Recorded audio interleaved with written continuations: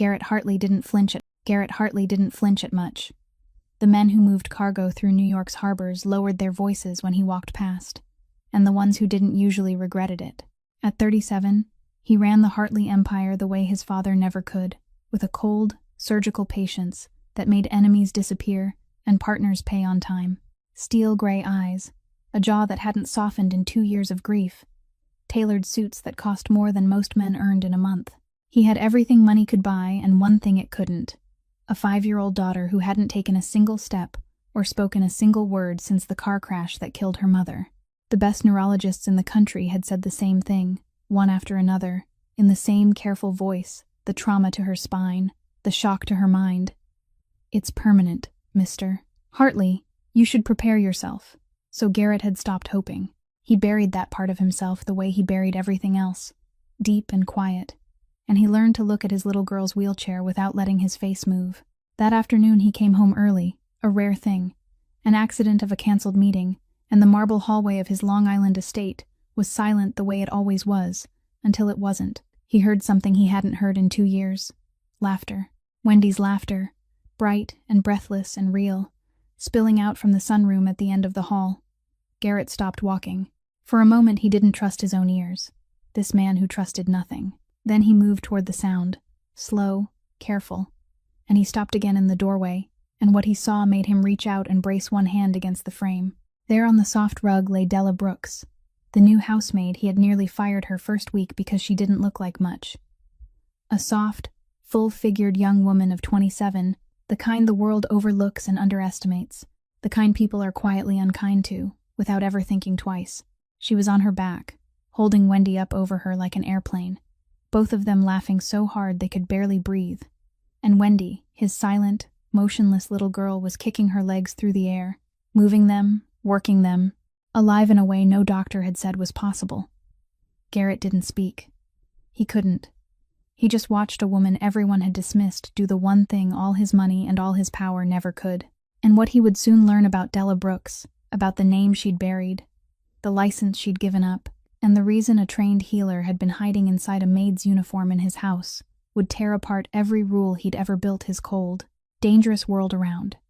If a story about second chances, hidden strength, and the people we wrongly overlook moves something in you, hit that like button and share it with someone who needs the reminder.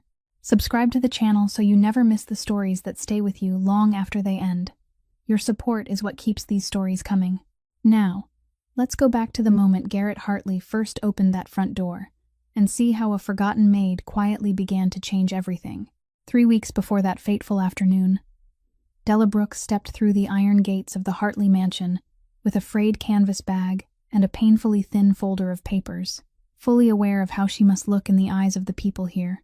The human resources manager, a thin woman named Beatrice with gold-rimmed glasses, looked her over from head to toe in a single second, then turned back to the remaining stack of applications, as if Della wasn't worth another moment of her time.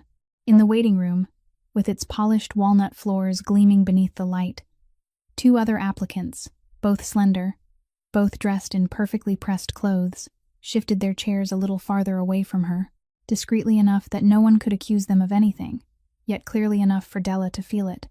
She had been used to that for a long time, so used to it that it no longer hurt her the way it once had. It remained only as a dull, aching weight she carried with her, the way she carried her own body. When it was her turn to be interviewed, Garrett Hartley didn't even bother to look up right away. He sat behind the dark wooden desk in the study, turning over a sheet of paper with one hand, and when those steel-gray eyes finally met hers, Della could see the conclusion already forming in them before she had even managed to say a word. He asked a few clipped questions about her experience as a maid, about whether she could support and lift a child in a wheelchair, his voice flat and even as if he were reading from a list. And Della answered politely and neatly, trying not to let her voice tremble, even though deep inside she knew she was already losing the chance. By the 4th question, he had almost made up his mind. One indifferent nod toward Beatrice meant, "Thank you, we will contact you later," the most polite refusal that money could buy. It was at that very moment that the butler, a silver-haired man with a straight bearing named Conrad Hale, gently pushed a small gray wheelchair into the room because it was time for him to take the little girl down the hallway and back to her room. Little Wendy sat there, 5 years old, frail and thin, her brown hair falling over half her face, her empty eyes looking through everyone as if she were staring into some place no one else could reach. For 2 years, ever since the terrible evening that had taken her mother away, no one, not doctors, not nannies, not relatives, had been able to make those eyes stop and settle. She didn't cry. She didn't smile. She didn't utter a sound. She simply existed behind a glass wall that people had stopped knocking on. But as the wheelchair rolled past the place where Della stood pressed close to the wall, waiting to be shown out, something happened that made the whole room seem to freeze. Wendy turned her head, slowly, hesitantly, as if even the little girl herself didn't understand why. She reached out her tiny hand, not toward her father, not toward Conrad, but toward the full-figured woman in the faded coat, whom the whole world had treated only moments earlier as if she didn't exist. Della bent down by instinct, without rushing, without overwhelming her, simply offering one finger gently so the child's hand could touch it, and in the instant those tiny fingers closed around hers, a faint glimmer of light seemed to pass through those once vacant eyes, like a window opening just a crack before quickly closing again. Conrad stood motionless. Beatrice's mouth fell open, and Garrett, the man who had already risen to end the meeting, slowly sat back down, his eyes truly looking at Della for the first time, as though he were seeing a human being and not just a line on a list. He said nothing for a long while, his jaw clenched tight, because to a man who had buried every last hope, the scene before him wasn't joy. It was a cut across an old wound, a reminder that his daughter was still somewhere inside that unmoving body. After Della had been escorted back to the gate, Conrad knocked on the study door. He spoke softly, but firmly, saying that in 2 years he had never once seen the little girl willingly touch anyone, and that although the woman didn't have the appearance of the nannies wealthy families usually hired, perhaps Wendy had seen something in her that adult eyes failed to recognize. Garrett stood in silence, staring out at the cold gray garden beyond the window, his fingers tapping against the surface of the desk, weighing his prejudice against that brief spark he had just seen in his daughter's eyes. At last, in the curt voice of a man unaccustomed to yielding, he told Conrad to call her back. A trial period. 2 weeks. No more.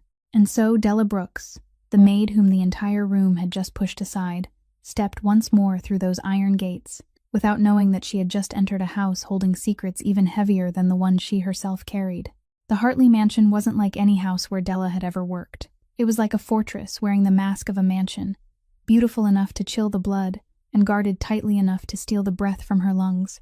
Her bedroom was in the basement, a narrow room at the end of the servants' corridor, with only one small window close to the ceiling that looked out onto the gravel surface of the driveway, where at night the sweep of headlights passed again and again like the eyes of a beast that never slept. Every morning, she rose at 5 o'clock, scrubbed the long, seemingly endless marble staircases, polished the brass handrails, rearranged the fresh flower vases that no one bothered to admire, carried breakfast trays upstairs, then carried them back down almost untouched. Her hands cracked from the cleaning chemicals. Her back ached after hours of bending over. But she didn't complain, not even once, because every dollar she earned here already had somewhere it needed to go. At the end of each week, in that small room beneath the weak yellow light, she sat counting each bill, wrapping most of it in an envelope to send away for the mountain of debt left behind by old hospital bills, the kind of debt that had clung to her like a shadow, and was part of the reason she had to turn herself into a nameless person inside this house. She ate her rushed dinners alone in a corner of the kitchen, lowering her head whenever the other servants passed by, learning how to become invisible, because in the Hartley mansion, being forgotten was sometimes the safest thing of all. That house operated by hidden rules Della slowly began to recognize, though no one ever said them plainly to her. There were men in black suits standing guard at the gate and in the garden, men who spoke little, whose eyes were always moving, whose coats bulged slightly at the hips in a way that made her afraid to look too long. There were doors kept closed at all times. Doors she had been warned from the very first day never to open. There were late-night phone calls drifting out from Garrett's study, in a voice so low that every syllable seemed to carry the weight of a sentence being passed. She saw sleek black cars arrive and leave in silence at hours no one would have expected, saw men step inside with tense faces and come out with faces even tighter than before. Conrad, the butler, was the only one who treated her with measured kindness. He told her to do her work well, not to ask what shouldn't be asked, not to hear what shouldn't be heard. and Della understood that his advice wasn't a threat, but a form of protection. She didn't know exactly what Garrett Hartley did for a living, but she was wise enough to understand that this cold, breathless wealth hadn't been born from things people dared to speak aloud in broad daylight. One late afternoon, while she was sweeping leaves at the edge of the garden behind the iron fence, Della noticed an unfamiliar car parked on the other side of the empty road leading into the mansion. A man sat inside it, sunglasses hiding his eyes even though the sky had already begun to darken, his hand lifting something level with his face toward the gate and the glowing windows. He sat there for a very long time, unmoving, like a patient vulture measuring its prey. When one of the guards stepped toward the gate, the car immediately started, rolled away, and disappeared into the twilight as smoothly as if it had never existed at all. Della stood frozen, the broom suspended in midair, a coldness crawling up her spine, as instinct told her that this fortress was being watched by someone from the outside, that there were eyes quietly searching for a crack, a weakness in the wall Garrett Hartley had spent so much effort building. She didn't tell anyone, because she was the maid no one noticed, and people like her had been taught that silence was the best way to survive. But that night, as she lay on the narrow bed in the basement listening to the headlights sweep across the small window, she couldn't sleep at all. A vague premonition rose inside her, whispering that the house she had entered in order to run from her own past had turned out to be a place hiding dangers she couldn't yet fully imagine, and that the small child upstairs, for reasons she didn't understand, had become the only reason her hardened heart had begun to fear for someone again. By the second week, Della's work was expanded to include cleaning Wendy's activity room on the second floor, a bright room that still seemed touched by sorrow, filled with expensive toys that had never been played with, and stuffed bears arranged neatly like pieces in a display case without an owner. One morning, while she was wiping the low table beside the window, she accidentally knocked a stack of papers from a leather folder that had been left carelessly on the tabletop, and when she bent down to gather them, her eyes passed over the first pages before she could stop herself. It was the little girl's medical file, thick and heavy, stamped by one hospital after another and then by one neurological center after another, and Della, who should have seen nothing there but the unreadable language of doctors, found herself reading it with a frightening ease. Her gaze stopped on phrases an ordinary maid would have skimmed past as if staring at a foreign language. Incomplete spinal cord injury, loss of motor function in the lower limbs, traumatic mutism, prognosis for recovery almost non-existent. Her hand trembled faintly, not from fear, but because an old reflex had risen from some deep place she thought she had locked away, and her lips moved soundlessly around questions that only someone once familiar with this kind of file would know how to ask. Which vertebra was injured? Were the deep tendon reflexes still present or gone? Had anyone ever tried to stimulate the muscle groups again? Or had they all given up the moment they heard the word permanent? She turned one page, then another, and the more she read, the more something in her chest tightened, because what the doctors had written there wasn't an undeniable sentence the way they had declared it to be, but in her eyes, a door that had been closed too soon. Della realized she was holding her breath, her finger following each line of conclusion as if she were silently arguing with the names signed beneath it. And in that moment, she was no longer the maid from the basement, but someone else, a person carrying inside her a knowledge she had sworn to bury forever. Just as she was bending close over the page, having completely forgotten where she was standing, a shadow appeared in the doorway. Conrad stood there, his hands clasped behind his back, his old, calm eyes watching her, and he had been watching longer than she realized. Della startled and hurriedly set the file down, blood rushing into her face, her mouth stumbling over an apology, saying she had only dropped it by accident and was arranging it back in order, her voice rising unnaturally because of the fear of being seen through. Conrad didn't speak right away. He stepped inside, slowly took the folder from her hands, closed it, and placed it in the drawer. And through that stretch of silence, his eyes held none of the reproach of a man who had caught someone prying, but instead carried a deep searching look, as if he had just seen one detail fit into a question he had carried in his mind for a long time. Della lowered her head and waited for a warning, waited for him to threaten to report her to his employer, waited for the ending she had always feared each time her disguise began to crack. But the butler only exhaled softly, placed one hand on her shoulder for a brief second, and in a steady, quiet voice told her that there were pages in this house best left unread, and there were things she knew that were best kept to herself, words that sounded half like a warning and half like complicity. He turned and walked out, leaving Della standing in the sun-filled room with her heart pounding hard. And she couldn't understand why. Instead of exposing her, Conrad's eyes as he left had glimmered with something almost like understanding, as though he had guessed who she was even before she had betrayed herself, and as though, for some private reason he had not yet spoken aloud, he had decided to stand on her side. After that morning in the sunlit room, something inside Della had awakened and refused to go back to sleep, and though reason warned her that she had to keep being invisible, her hands kept returning to old habits whenever she was alone with Wendy. She didn't call it treatment. Not once did she utter any words that might betray her, but instead turned everything into a game, the only language that could slip through the glass wall around the little girl.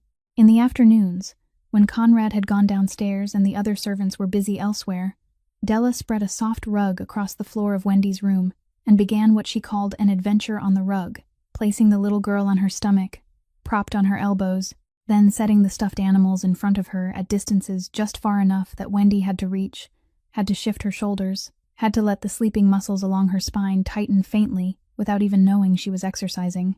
Della cried out with joy each time the small hand touched the bear, clapped her hands, made funny voices for each animal, and little by little, very slowly, the corners of Wendy's mouth began to move in a way no one had seen in 2 years.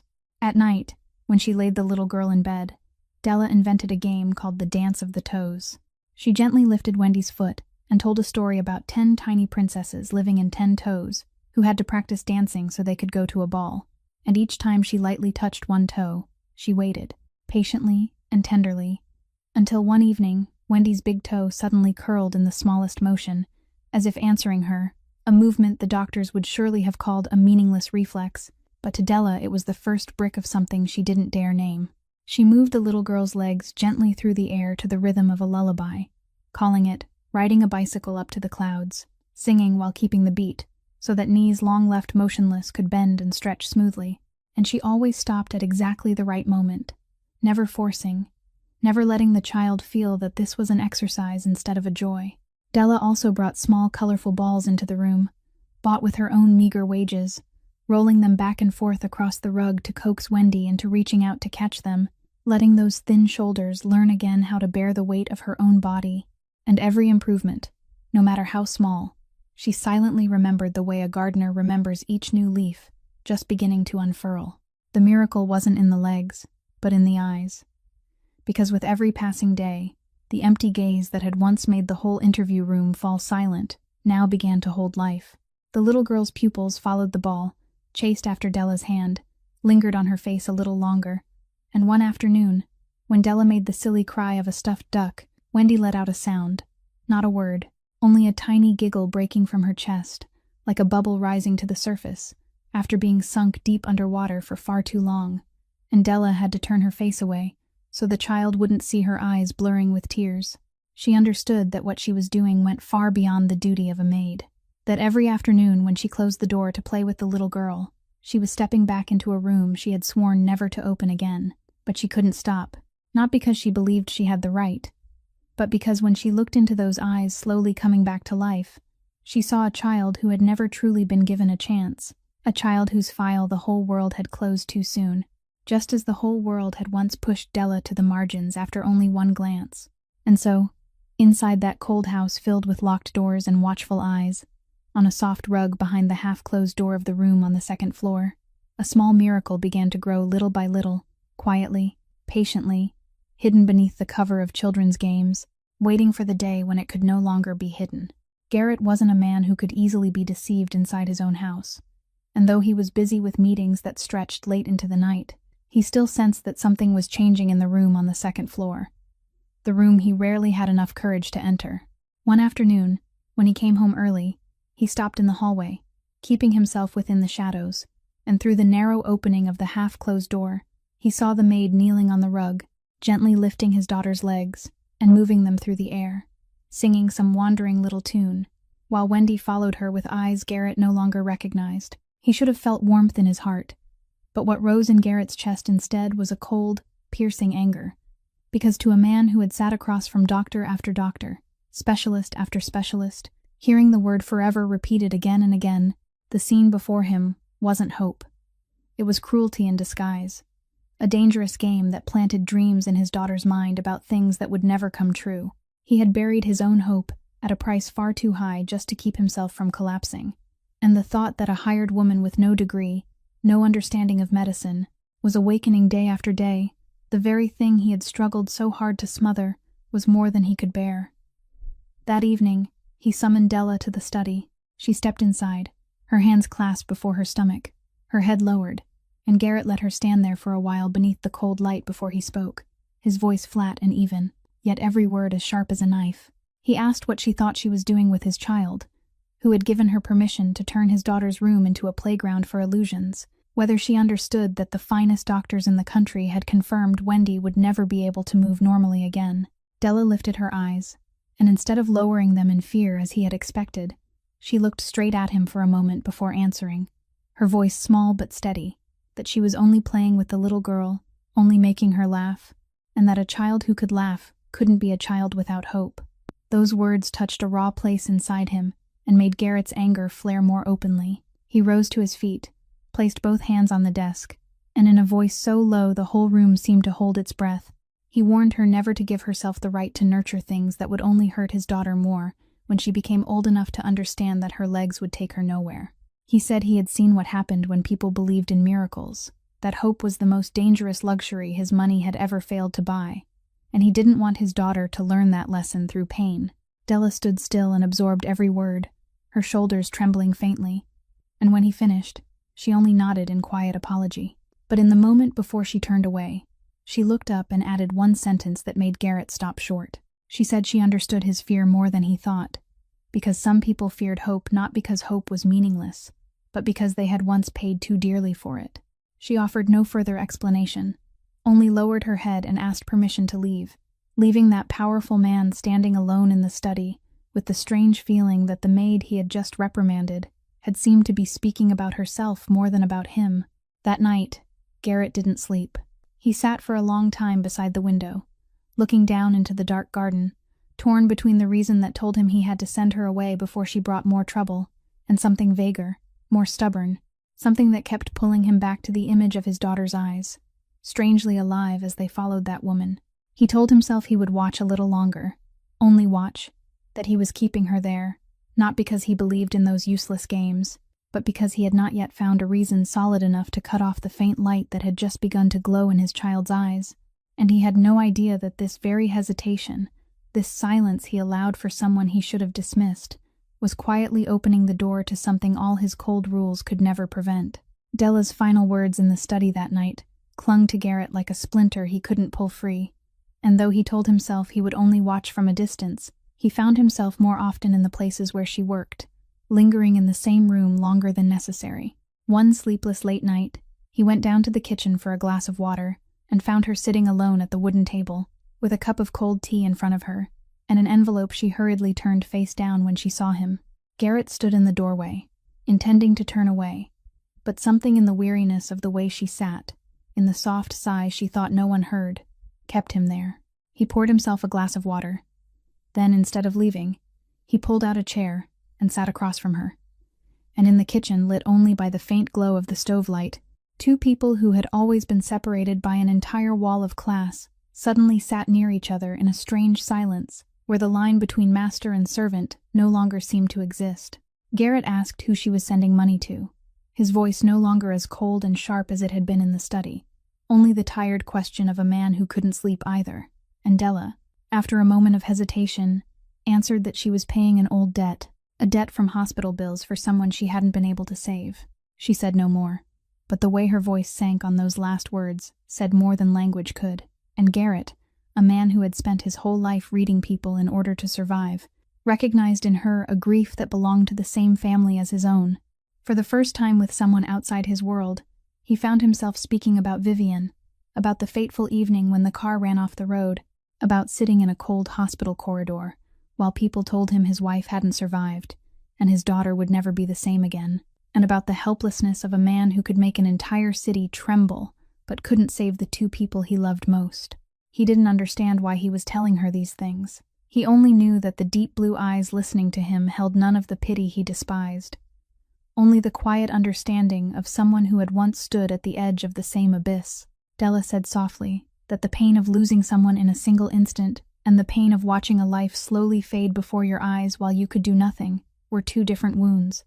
But they left the same kind of scar, and that the cruelest thing wasn't loss itself, but the way it made a person afraid to believe in anything good again. Garrett lifted his eyes to look at her, and in that moment he saw clearly that the woman sitting before him carried a heavy secret, a past wrapped so tightly within herself that it had made her invisible. But he didn't press her, because for the first time in 2 years, he found that he didn't want to tear open someone's disguise. He only wanted to sit still inside this rare understanding a little longer. They talked until nearly dawn, not about Wendy, not about work, but about the things people only dared to say when the night was deep enough, and loneliness had grown large enough, and when Della finally stood to clear away the teacup, her hand accidentally brushed his on the table, a fleeting touch that made both of them freeze for half a second before they quickly drew back. Garrett went upstairs with a turmoil he couldn't name, a dangerous warmth slipping into a place inside him that had long been frozen, and he warned himself that in his world, allowing the heart to open even the smallest crack was just as dangerous as allowing an enemy to find his weakness. And Della, lying on the narrow bed in the basement, pressing the hand that had just touched his against her chest, knew full well that she was stepping into territory she had no right to enter, that a maid full of secrets like her shouldn't let her heart tremble before the man who owned this house. But between two people carrying wounds, a fragile thread had been tied, and both of them knew, though neither dared say it aloud, that it wouldn't be easy to cut. After that night in the kitchen, a quiet change took place in the way Garrett walked through the hallway on the second floor. He no longer kept himself in the shadows to catch mistakes. Sometimes he stopped there only to listen to the sound of giggles drifting out from his daughter's room. The very sound he had considered cruel only a few weeks earlier, now becoming the thing he secretly waited for each time he came home. He still didn't allow himself to believe. He still kept inside him the wall of doubt he had built from far too much pain, but he no longer stopped it. And that silence was all Della needed to continue those afternoons on the soft rug. That afternoon, a meeting at the port ended earlier than expected, and Garrett returned to the mansion before the sun had even begun to sink, stepping through the front door with his mind still tangled in numbers and the unspoken threats from the meeting room. But the moment he entered the hallway, he heard Della's voice coming from the sunny room at the end of the corridor, not her usual storytelling voice, but a voice trembling and choked with emotion, calling his daughter's name again and again as if she were begging something sacred not to vanish. "Come here now. That's right. Just one more step, sweetheart. I'm right here." Something in that tone made Garrett stop dead in the hallway, his heart beating hard for no reason he could explain, and he moved toward the half-closed door slowly, as if afraid that even the smallest sound might shatter whatever was happening inside. He stopped at the doorway, and the sight before him made him grip the edge of the wall to keep from collapsing. Wendy was standing, the daughter beneath whose fate the finest medical minds in the country had signed the word forever. The child who had spent 2 years sitting in a wheelchair with empty eyes was now standing unsteadily on her small, trembling legs, both arms spread wide to keep her balance, her face tense with effort, yet shining with a determination he had never seen before. A few steps away, Della was kneeling on the floor, her arms reaching out, tears streaming down her face, though she didn't bother to wipe them away, her mouth still whispering gentle words of encouragement. And then Wendy lifted one foot, set it down, swayed, then lifted the other. 1 step, 2 steps, 3 trembling steps across that short stretch of floor, before falling into Della's waiting arms, both of them collapsing onto the rug in a burst of laughter and tears mingled together. Garrett couldn't move. The man whose name made the entire New York underworld lower its voice, the man who had not let anyone see him shed a single tear throughout 2 years of grief, stood there in the doorway with tears running down both cheeks without even realizing it, his chest rising and falling beneath an emotion too vast for words to hold. All his money, all the power that made people fear him, all the flights that had brought the leading professors from Europe here, none of it had done what the woman he had once meant to dismiss had just done on a floor rug with stuffed animals and a lullaby. He thought of Vivian, of the evening when he believed he had lost his daughter forever, and now, watching the little girl laughing breathlessly in Della's arms, he felt something that had been frozen too long inside his chest crack open and break apart. Della was the first to notice him. She looked up and found him standing there, and in a moment of panic she hurried to rise, as though afraid she was about to be scolded for crossing a line. But Garrett couldn't say a single word. He only stepped into the room, knelt on the floor at his daughter's level, and when Wendy turned those living eyes toward him and reached both hands out to her father, the man of steel let everything fall away. He gathered the little girl fiercely into his arms, buried his face in her small hair, and let the sobs escape him after holding them back for far too long. Looking up through his tears, he gazed at Della, and in his eyes there was no longer doubt or cold authority, only a shattered, overflowing question filled with gratitude, asking who she was, asking how a maid could have done the miracle that all of medicine had surrendered to. And Della, standing there with her heart pounding hard, understood that the disguise she had worked so carefully to protect had just cracked in a way that could never be repaired. The question of who she was kept echoing in Garrett's mind for many days after that miraculous afternoon, because he had lived too long in a world where no one was ever truly what they appeared to be, and the survival instinct sharpened through years of danger told him that an ordinary maid couldn't have done what an entire team of doctors had failed to do. He didn't want to doubt her.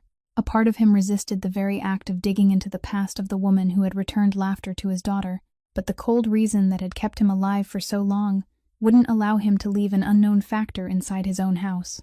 He called an investigator he had long trusted, gave him the name Della Brooks, and ordered him to turn over everything. And within only a few days, a thin file was placed on the desk in his study, opening a door into the life she had worked so hard to seal shut. Her real name wasn't something she had invented, but everything tied to it had been buried so deeply that it had almost been erased.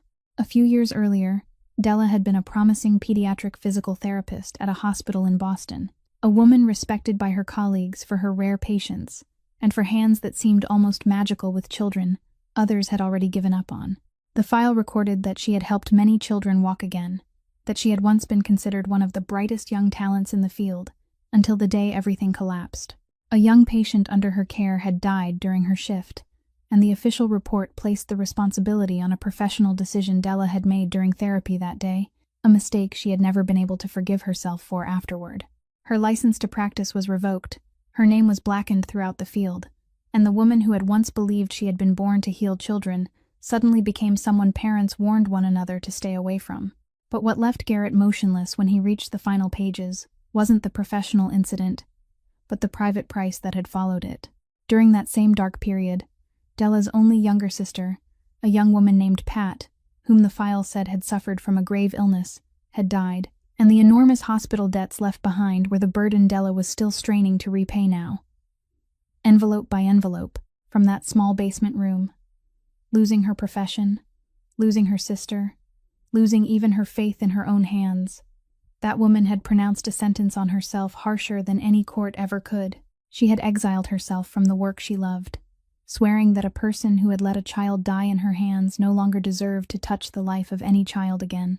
That was why she had hidden inside Maid uniforms, lowering her head and turning herself invisible, choosing heavy manual jobs as a form of self-punishment, and that was also why she trembled each time her disguise began to crack, because she wasn't afraid of being discovered as an educated woman.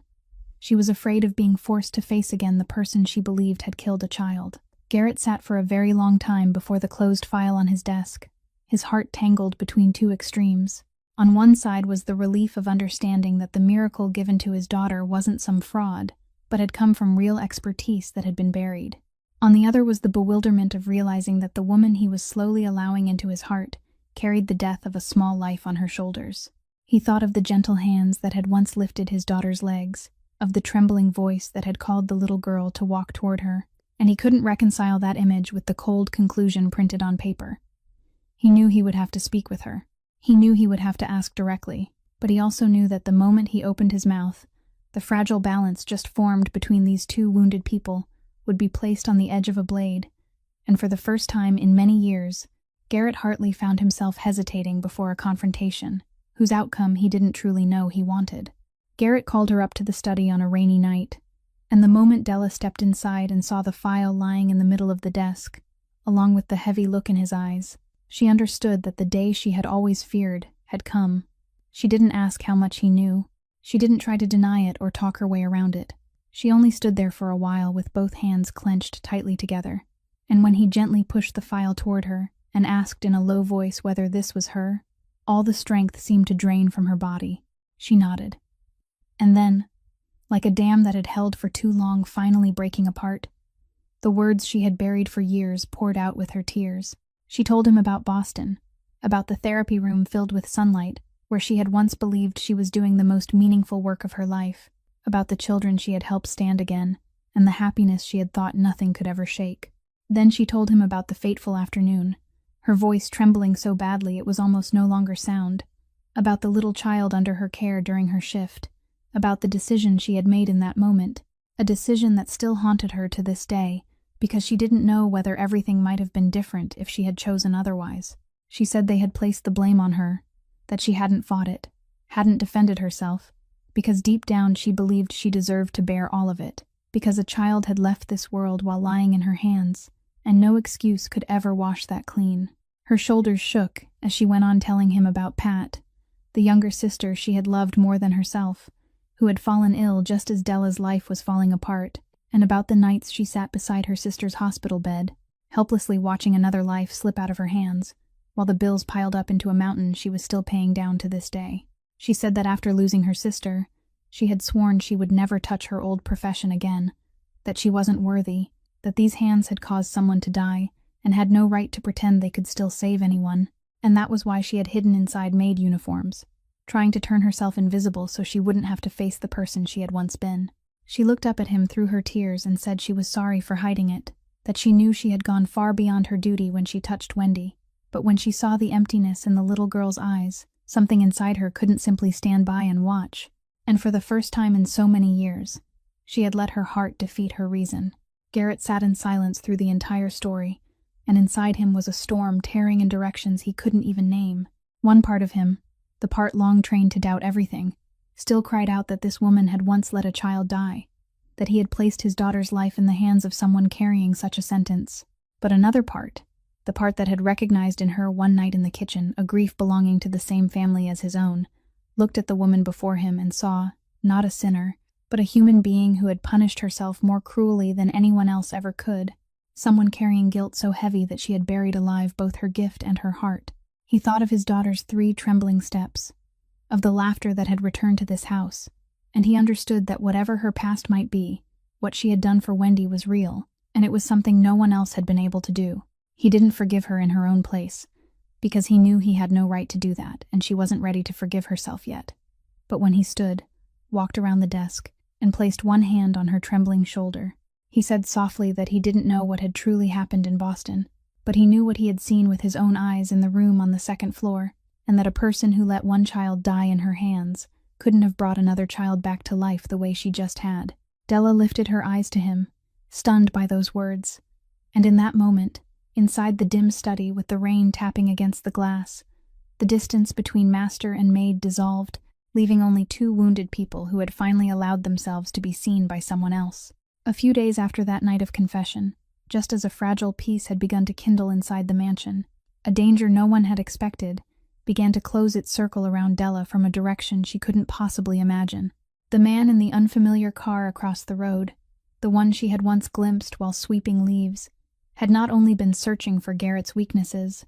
Among the photographs he had secretly taken through the fence was the face of the full-figured maid who went in and out through the gates every day, and it was that very face that made someone among Garrett's enemies suddenly recognize her.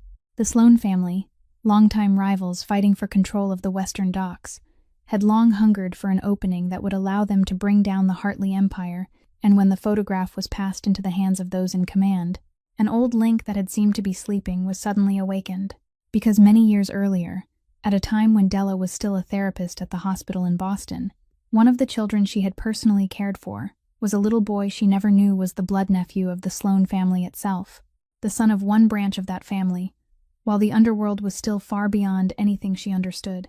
She had treated the boy with all the devotion she gave every child in her care, had taught him how to practice walking, had sat beside him patiently for hours without the faintest idea who the family paying the hospital bills truly was. And then, when her career collapsed, she left, and the name Della drifted into oblivion, along with everything else. But people in that world never forgot a face, and an old Sloane subordinate who had brought the boy to and from the hospital many times immediately recognized the woman in the photograph as the young woman from years ago. That accidental thread suddenly turned Della from a nameless servant into an unexpectedly valuable piece on the board between two empires. The news spread quickly through closed rooms where daylight never touched, that the maid inside the Hartley house was no ordinary person, that there was a connection from the past between her and the Sloane bloodline, and more important than anything, that the man of steel, Garrett Hartley, seemed to have begun caring for her in a way any sharp-eyed person could see. To those who specialized in hunting for weaknesses, this discovery was more valuable than gold, because for 2 years Garrett had locked every door leading into his heart. With no wife, no family beyond the disabled daughter he hid away like a treasure. And now there had suddenly appeared a woman who was both a soft place in his heart and, by chance, tied by an old thread to his very enemy. Della knew nothing at all of the fact that the past she thought she had buried was rising from a corner she had never expected. That the innocent kindness she had once given a strange child years ago was now, through the twisted channels of the underworld, becoming an invisible noose around her neck. She still worked quietly, still played with Wendy every afternoon, still allowed her heart to move closer day by day to the man she shouldn't love, while outside the fortress walls, patient enemies had already begun drawing up a way to turn her into a tool. Only Conrad, with the instinct of someone who had lived too long in the shadows, I felt that something was wrong when he noticed unfamiliar cars circling the area more often, and anonymous phone calls asking questions about the household staff. He tightened the security, told his people to keep a closer eye on Della without explaining why. But even he had not yet imagined that this time the danger wouldn't come from a plot aimed directly at Garrett, but would creep in through a fragile link from a past that had seemed to have nothing to do with any of this, and that the gentle woman who had just brought a miracle back into this house was about to become the center of a storm she had never caused. While the hidden networks were tightening around Della, an even more horrifying truth was waiting for Garrett in a place he never would have thought to look, right inside his own bloodline. It all began with a call from the investigator he had hired, this time not about Della, but about the strangers circling the mansion. And when his people followed the trail of those cars, they discovered that the vehicles didn't only belong to the Sloane family. They had also stopped many times at a place that left Garrett frozen when he heard the report, an old warehouse owned by Spencer, his half-brother. Spencer was 4 years older than Garrett, the son of the first wife their father had cast aside, and for all those years he had stood in the shadow of the younger brother chosen to inherit the empire, swallowing the bitterness of a man who believed the throne should have belonged to him. Garrett had always known his brother was ambitious and resentful, but he had never imagined the true depth of that betrayal until the investigator placed the final pieces on his desk. The fateful night 2 years earlier, the night the car carrying Vivian and Wendy ran off the coastal road in what the whole world had called a tragic accident, had not been an accident at all. The car's brake system had been tampered with, and the person behind it, the one who had hired someone to do it and then wiped away every trace, was none other than Spencer. His original target had been Garrett, because he knew his younger brother usually drove that car himself, and Garrett's death would clear the path for him to swallow the entire empire while the organization was in chaos. But cruel fate had arranged for Vivian to borrow the car that evening to take their daughter out, and instead of killing the younger brother he hated, Spencer had stolen the life of the wife Garrett loved and pushed his little niece into 2 years of silence and immobility. Garrett read the report again and again, his hands clenched until they turned white, a chill running down his spine as all the scattered fragments of the past 2 years suddenly fit together into one vicious picture. He remembered how Spencer had arrived at the hospital unusually early that night, the false sympathy on his face, the times he had suggested taking a deeper role in operations under the excuse of easing the burden for his grieving younger brother, and now everything appeared beneath a sickening light. But what froze Garrett's blood wasn't only the past, it was the present, because the report showed that Spencer had now joined hands with the Sloane family itself, 2 forces once sworn enemies, now allied with each other for one shared purpose, to overthrow Garrett and divide the Hartley Empire between them. And most frightening of all, through that alliance, Spencer must have learned about Della, about the thread from the past, tying her to the Sloanes, about the way his cold younger brother had finally allowed a woman into his heart, and a man who had once not hesitated to kill innocent people for power wouldn't overlook a weakness that valuable. Garrett sat alone in the dark study, looking out at the garden where his daughter was now practicing step by step on the legs that had just come back to life. And for the first time since the night he lost Vivian, he felt real fear.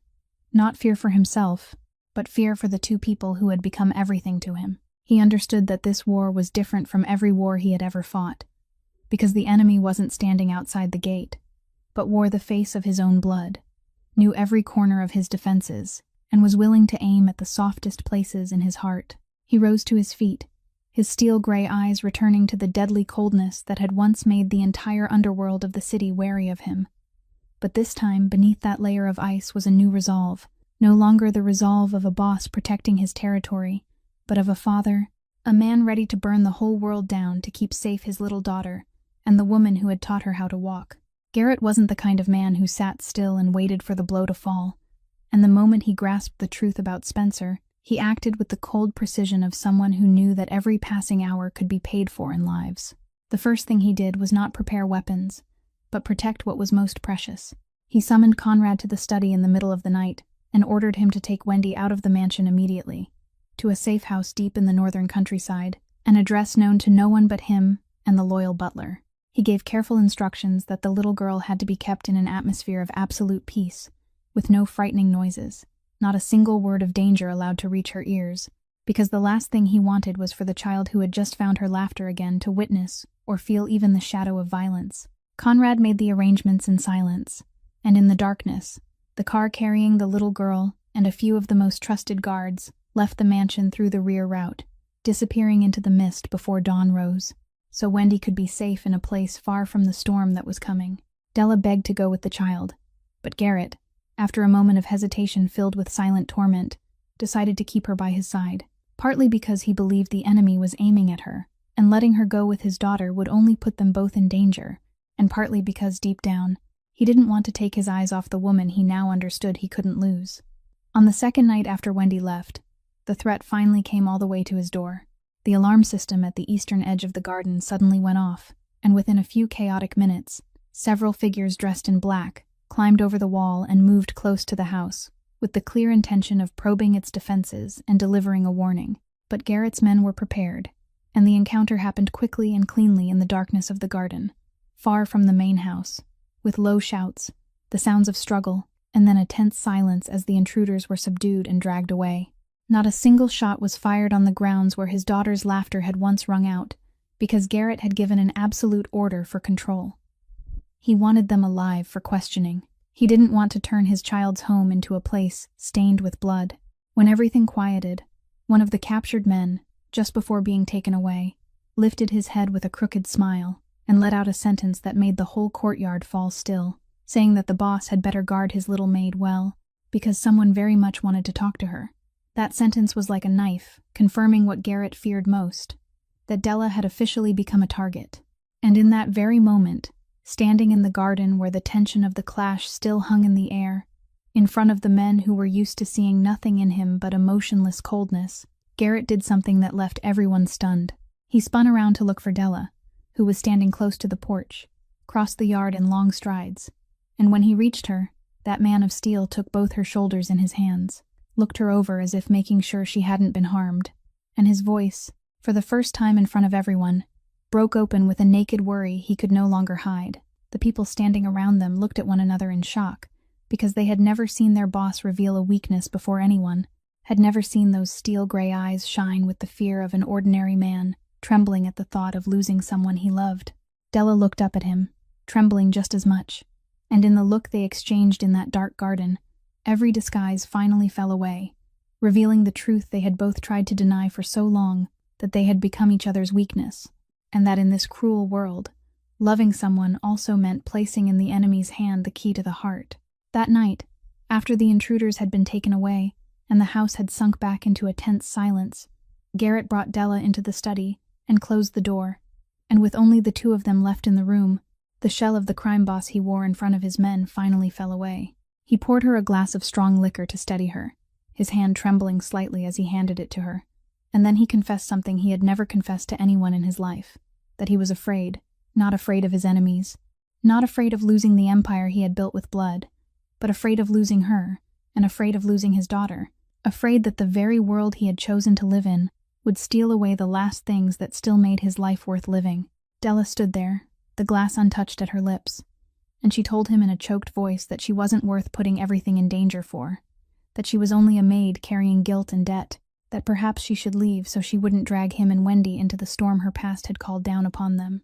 But Garrett stepped toward her, cutting her off, and for the first time, he allowed himself to say aloud what had been quietly growing inside him over the past weeks, that she wasn't a burden, but the only light that had entered this dark house since Vivian died, that she had given his daughter back her legs, and had given him back a heart he had believed was dead. He lifted her face, and in the moment of being torn between reason and longing, between fear and faith, those two wounded people finally crossed the line they had hesitated before for far too long, in a kiss both tender and desperate, carrying with it all the sleepless nights, all the unspoken words, and all the wounds they both bore. But even in that sweetest moment, reality still didn't release them, and when they drew apart, they both knew that this love couldn't erase the danger closing around them. It only made that danger more merciless. It was then, standing in the study with the woman in his arms, that Garrett faced the most important line of his life.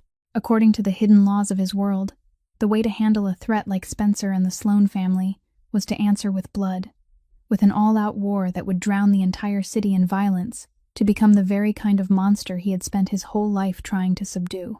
But when he looked into Della's eyes, when he thought of Wendy's trembling steps and the laughter that had just returned to this house, he realized that if he chose the path of bloodshed, he might defeat his enemies, but he would lose forever the very reason he wanted to win. He told Della, his voice low and steady, that he wouldn't let his daughter grow up in a house built on corpses, that it was time for him to find another way to end this, a way that might force him to give up all the power and protection the darkness had given him, but was the only way that would allow him to look into his daughter's eyes without feeling ashamed. Della tightened her hold on his hand, understanding that he was standing before a decision that could change the man he was forever. And she said softly that whatever he chose, she would stay beside him, not because he was the most powerful man in the city, but because she had seen beneath that layer of ice a man who still knew how to place love above hatred. In each other's arms in the darkened room, they were no longer a crime boss and a maid, no longer two people running from their own pasts, but two human beings who had chosen each other while the whole world waited to tear them apart. And Garrett knew that the real war ahead would not only be a war for survival, but a war for his soul, a war that would decide whether he would end up like his father and Spencer, or become a man Wendy and Della could be proud of. The resolve to find another path forced Garrett to trace the conspiracy back to its very roots, and as he and the investigator reviewed how Spencer could have known every move inside the organization so clearly, a bitter truth slowly came to light. The traitor wasn't only the half-brother standing outside the circle. There was also a snake lying right in the heart of Garrett's trust. Theodore Voss, the advisor Garrett had trusted for many years, the man who always sat at his right hand in every meeting and knew every secret of the Empire, had been Spencer's extended arm all this time. The first clues came from calls the investigator was able to trace, from the times Ted left meetings, to contact a number that eventually led back to Spencer's warehouse, from the money quietly flowing into his account through a shell company belonging to the Sloan family. Ted was the one who had leaked Garrett's movements for the past 2 years.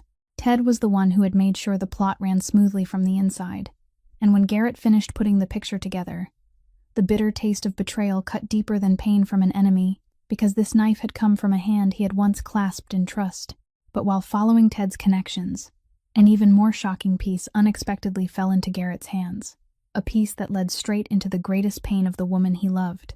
When the investigator dug deeper into the past of those tied to the Spencer and Sloan alliance, they discovered that the hospital in Boston, where Della's career had collapsed years ago, had never been beyond the reach of the underworld, and that the death of the child under her care during her shift, the event that had destroyed her entire life, hadn't simply been a professional accident, as every report had stated.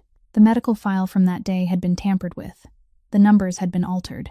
The statements of several people involved had been bought.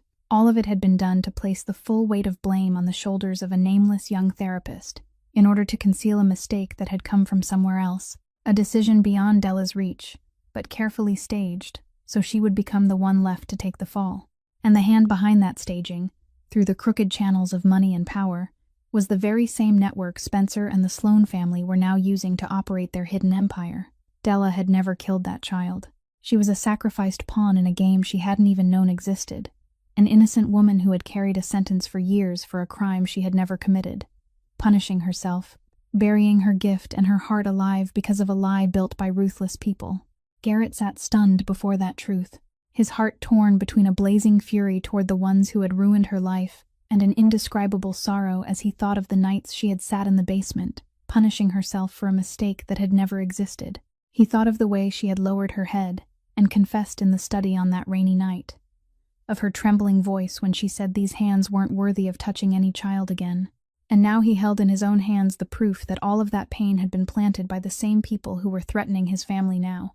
The two threads that had once seemed separate, Della's past tragedy and the present conspiracy aimed at Garrett, had turned out to be tied by the same blood-stained hand, and that discovery made the war more personal than ever, while also giving Garrett a weapon he had never possessed before, the truth.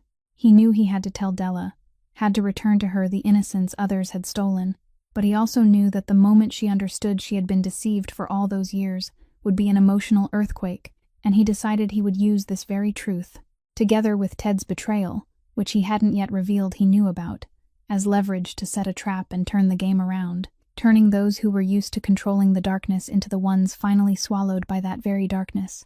Garrett's plan didn't revolve around guns and bullets, but around truth and the law, a path he had never once imagined he would choose in his life.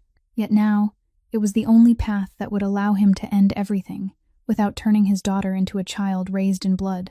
For many years, he had quietly kept evidence of the organization's operations as a form of self-protection, and now he decided to use that very archive, along with everything the investigator had uncovered about Spencer, Ted, and the alliance with the Sloan family, to hand over to the people he had spent his whole life avoiding, the federal agents. But before reaching that point, he needed Ted, and that was when the most intricate move on the board was laid out. Instead of exposing the traitor right away, Garrett pretended he still trusted him, deliberately letting slip false information that he would personally go to the warehouse at the docks on a set night to negotiate a hidden agreement, a trap he knew Ted would immediately report to Spencer. Just as expected, Spencer took the bait, believing that the final chance to eliminate his younger brother and seize the entire empire had arrived. He came to the docks that night in person, with the Sloan men, bringing with him the intention of finishing Garrett in what would later be staged as a gang purge.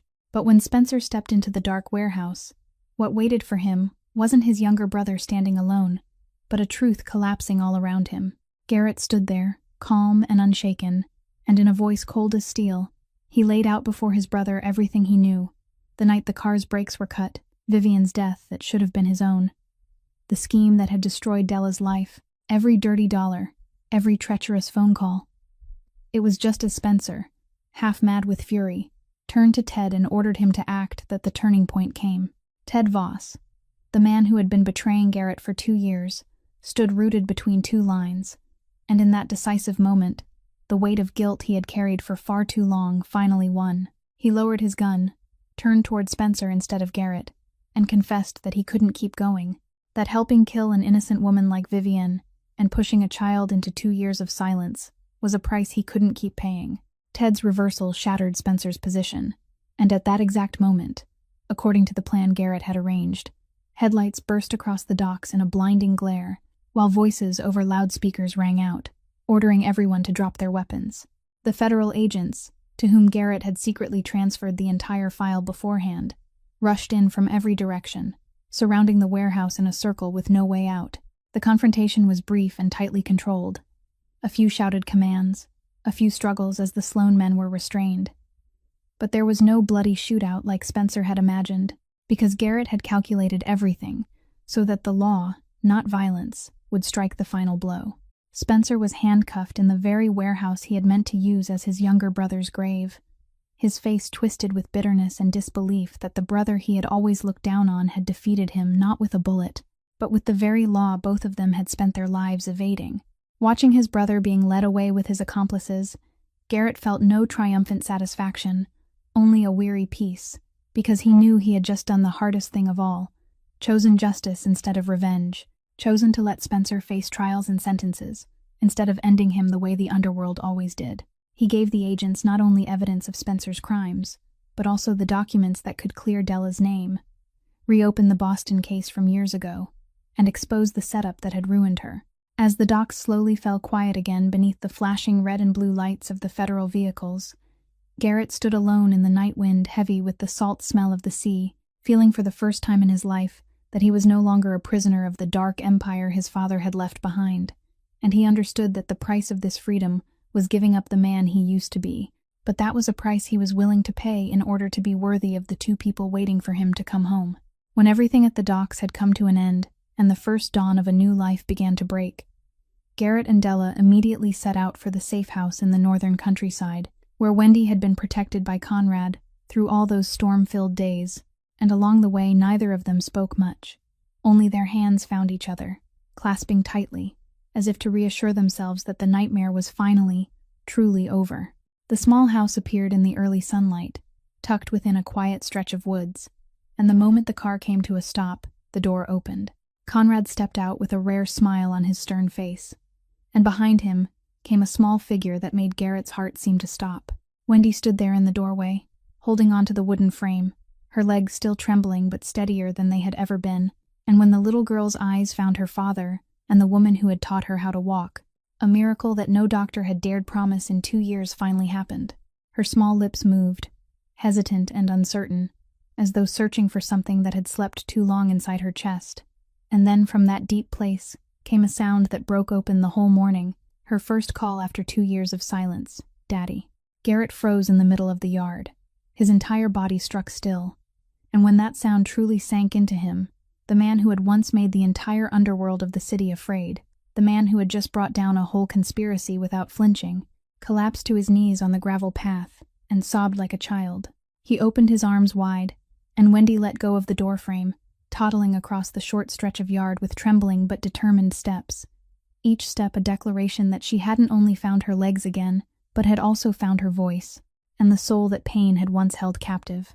She fell into her father's arms, and Garrett held her tightly, burying his face in her small hair, repeating her name again and again, as if he feared the moment would vanish if he let go. But what made Della's tears spill over beyond control was the moment Wendy lifted her head from her father's shoulder, her clear eyes searching across the yard until they found Della standing quietly to one side. And with that young voice just brought back to life, the little girl called the name of the woman who had patiently loved her through those games on the rug, Della. That one word alone seemed to hold all the afternoons behind a closed door, all the lullabies, all the times Della had swallowed her tears while comforting a child the whole world had given up on, and she stepped forward, knelt beside father and daughter, and gathered them both into her arms, letting the tears of years of hurt finally fall freely. Conrad stood silently behind them, the old eyes of the faithful butler reddening too, and in that moment, among the quiet woods flooded with morning light, 4 people once divided by pain and secrets finally became a family. There was no longer a cold fortress with locked doors, no longer watchful eyes in the darkness, no longer a maid lowering her head to become invisible, or a crime boss hiding his heart behind a layer of ice. There was only a father holding the daughter who could call his name, a woman loved for exactly who she was, and a child who had proven to the whole world that no sentence, no matter how many brilliant minds had signed it, could decide in place of the strength of love and patience. Garrett looked up at Della through his tears, and in his eyes there was no longer the question of who she was, as there had been on that first miraculous afternoon, only a silent gratitude and a promise that from this moment on, nothing would ever separate what they had won back from the hands of fate. The months that followed that morning of reunion witnessed a transformation no one in the underworld had ever believed Garrett Hartley could make. He kept the promise he had made to himself, quietly but resolutely dismantling each dark link his father had left behind, cooperating with the authorities within the limits he could allow, in order to expose what remained of the network Spencer and the Sloan family had once operated. Then, step by step, turning Hartley Maritime from a cover for shadowed dealings into a truly legitimate, transparent shipping company that provided honest work for hundreds of people. That road wasn't easy. There were old forces that tried to pull him back into the darkness, nights when he had to weigh safety against conscience. But every time he hesitated, all he had to do was remember the word Daddy ringing out in that sunlit stretch of woods that morning, and he knew he was walking in the right direction. For Della, Garrett used every resource and every ounce of patience he had to return to her what cruel people had stolen. The Boston case from years earlier was reopened under the light of new evidence. The setup was exposed, and the name Della Brooks was finally cleared before the law and before her own conscience.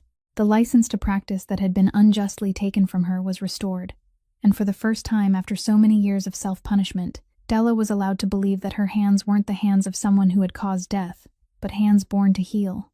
She didn't return to the old hospital, but chose a more meaningful path.